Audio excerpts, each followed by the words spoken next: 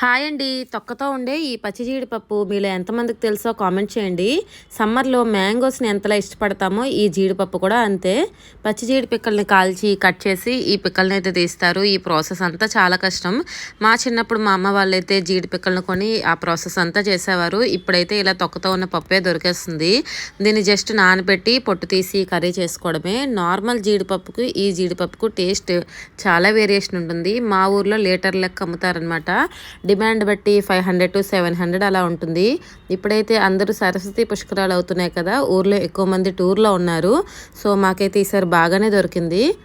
ఈ జీడిపప్పు కర్రీ సింపుల్గా చేసుకుంటేనే టేస్ట్ చాలా బాగుంటుంది. జస్ట్ ఆనియన్స్, పసుపు, ఉప్పు, కారం అంతే. టేస్ట్ మాత్రం ఎక్సలెంట్. అసలు మటన్తో కలిపి వండినా కూడా బాగుంటుంది. వీటిని మేము రాకపోయినా కూడా ఎవ్రీ ఇయర్ ఏదో ఒక విధంగా మా డాడీ అయితే పంపిస్తూ ఉంటారు. ఇది వరకు ఊర్లో దొరికేది ఇప్పుడైతే సిటీస్కి తీసుకెళ్ళి అమ్మేస్తున్నారు. సో డిమాండ్ బాగా పెరిగిపోయింది. వేడివేడి అన్నంలో ఈ కూర కలుపుకొని తింటే నెక్స్ట్ లెవెల్. అసలు తప్పకుండా ఈ కాంబినేషన్ ట్రై చేయాల్సిందే.